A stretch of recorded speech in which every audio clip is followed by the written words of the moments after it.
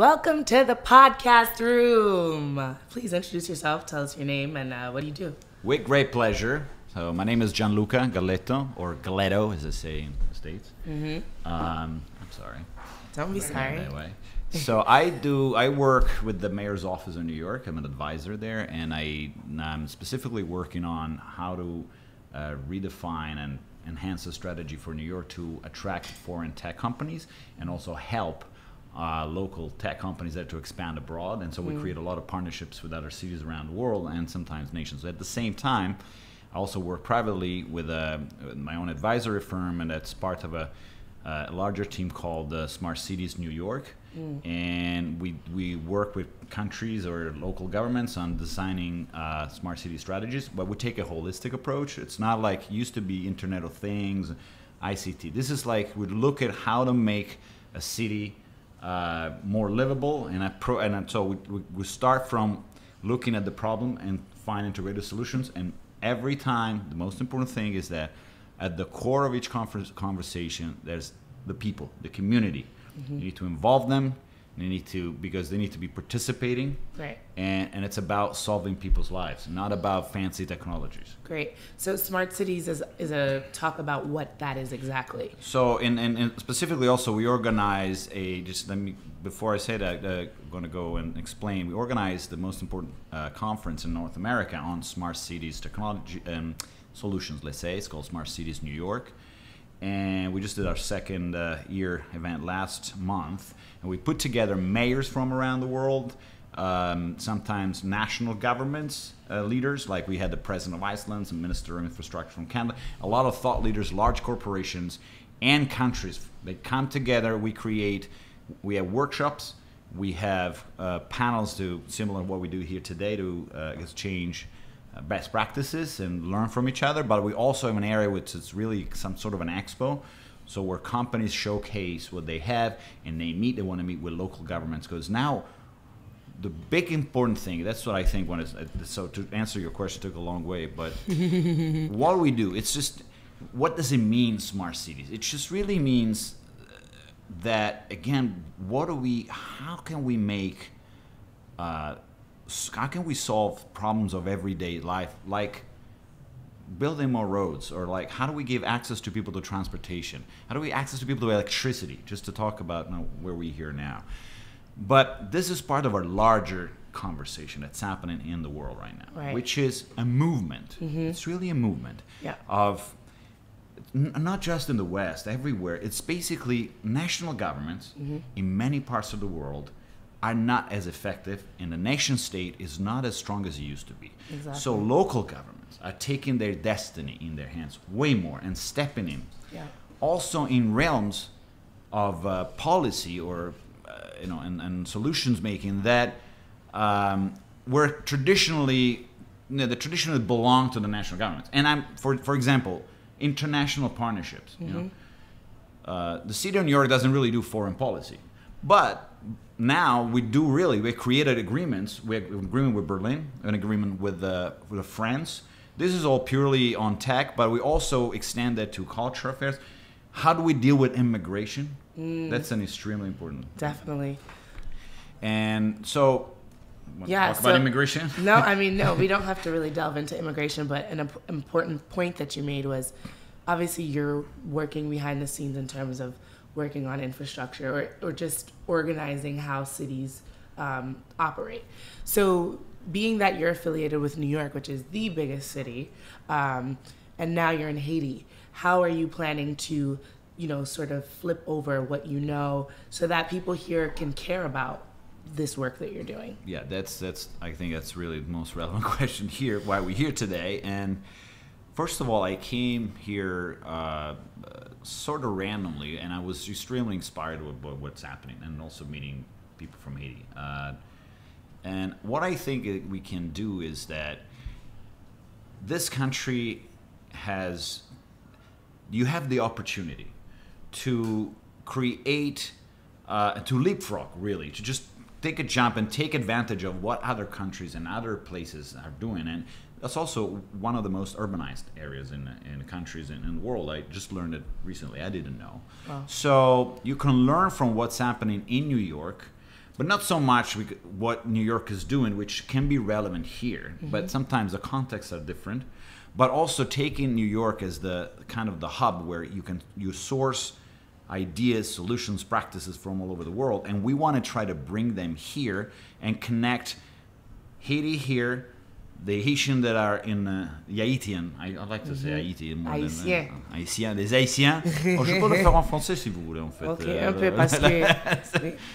En fait, j'avais oublié. They put them together, so because there's also a large presence of people from Haiti in New York. So I was thinking, for example, we could probably, this was just like randomly talking about that yesterday, Not probably, we will. Okay. Change We the will bring here. That's it. That's the energy. I like it. Okay. We will bring here a sort of a satellite event of what we do in New York. We do some of those around the world sometimes. Something a little smaller, but dedicated to what the priority of this country are. So I talked to the presidents, to a member of this cabinet yesterday, and I told them about it. We want to have him in New York, but I also said we want to do something here, put together some of the large corporations that operate here, the young people, the tech, the entrepreneurs that sometimes have the right solution that larger companies don't have, just because they're slow, but larger companies have the critical mass. Voilà. So we put them together. We look at, so what is relevant here, for example? What are the main priorities? Right. I don't know, building more communication, more roads, electricity. So based on that, we can put together the relevant stakeholders. And ideally, if we can do that, connecting New York some ways with the Haitian that are there and the ones that are here, Right. and try to provide some sort of just imagine what's happening here today, but like dedicated more to the urban environment, the urban planning, and so that we can talk about larger, more... Bigger impact. Yes, bigger impact. I couldn't find... Bigger impacts, bigger impact solutions. Voila. And start a conversation on this. So my comment to that, I mean, you say start a conversation. I think the conversation is happening, to be very honest with you. And as a matter of fact, I think it's time now to revert that conversation to action. And so I'm not discouraging the plan to bring it here, because obviously bringing people to Haiti is important, because we have to share the beauty of Haiti and see all the potential that it has and all the great things already happening. And I think that my best suggestion would be, when planning this event, because it's gonna happen, speaking it into existence, it's gonna happen. Think about the brick and mortar of it. Think about literally tangible things that can happen. Not, guys, I'm from New York.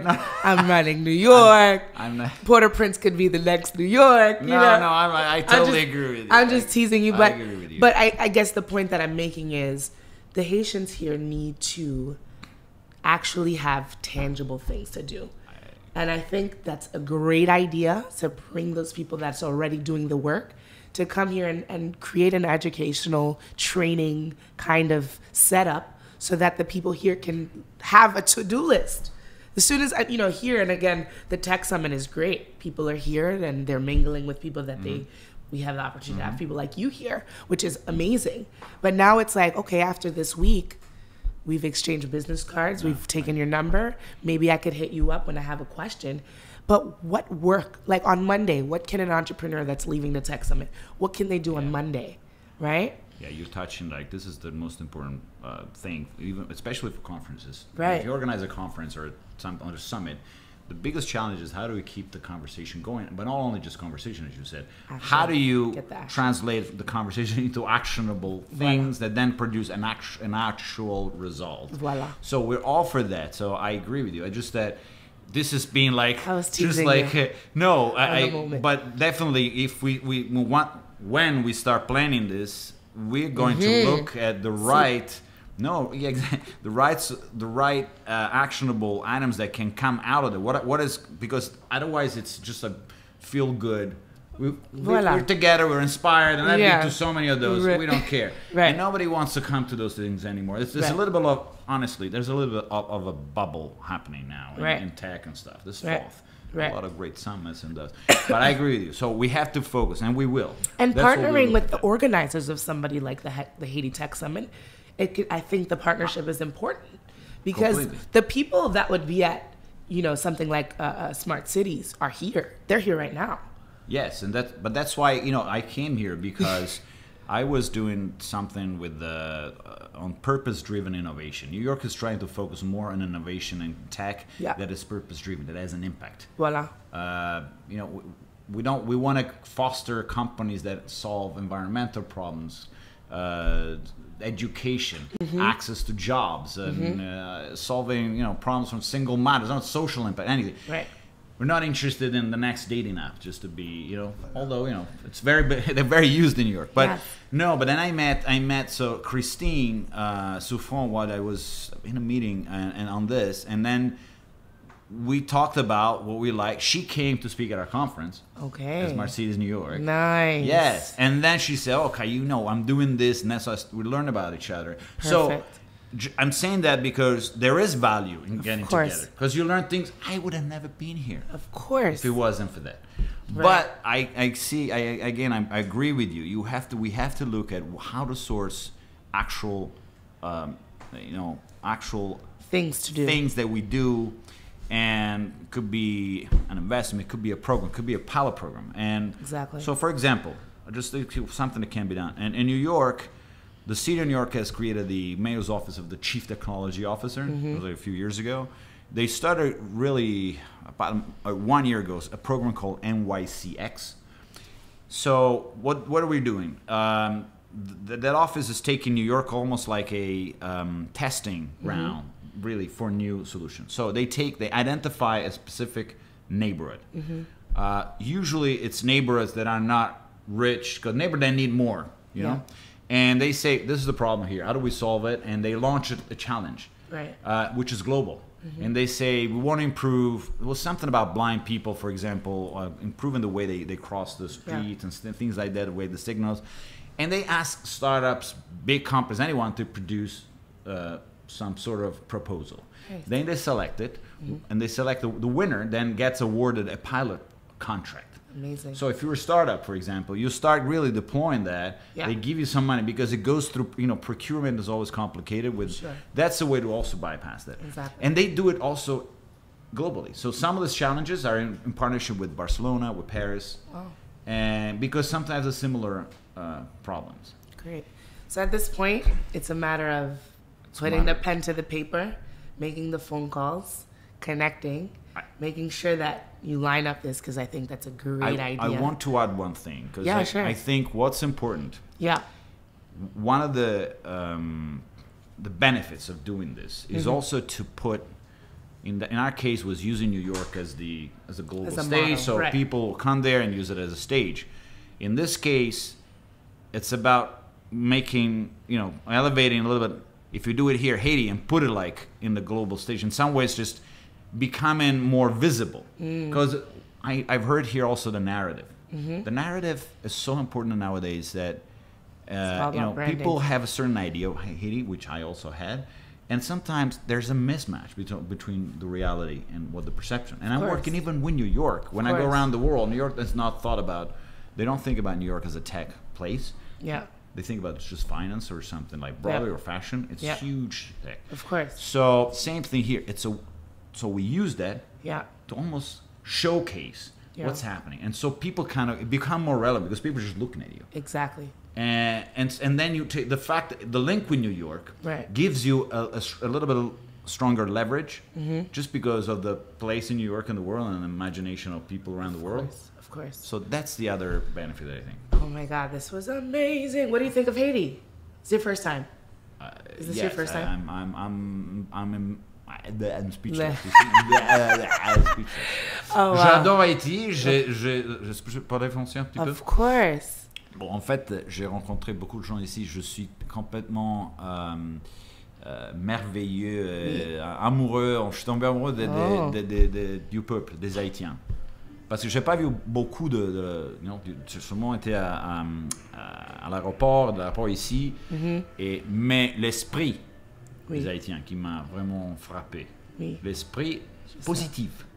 C'est un pays avec beaucoup de problèmes, Oui. mais l'esprit positif, c'est la première chose dont on peut partir. Je viens de l'Italie, et je vois par exemple, c'est complètement the opposite. Parce que surtout dans d'autres parties de l'Europe, il y a un sens de resignation, c'est pas comment on dit, de résignation, something, and it's something that basically really hampers your ability to move forward. This is just like there's a lot of anger there that I see. If you see all the nationals going on, I didn't see this here. It's actually the opposite, and people have way more problems than the Italians or the French. Of course, you know, of course. Or that's the resilience. Yes, and so I think there's room for great change here and great inspiration for everyone. So. Great. Thank you so much for coming to the Haiti Tech Summit. And of course, being here in the podcast room, this was amazing. Chokarella is actually having a brunch in New York, and we would love to have you on July 21st. Je dois apprendre le créole, en fait. Comment je vais faire ça?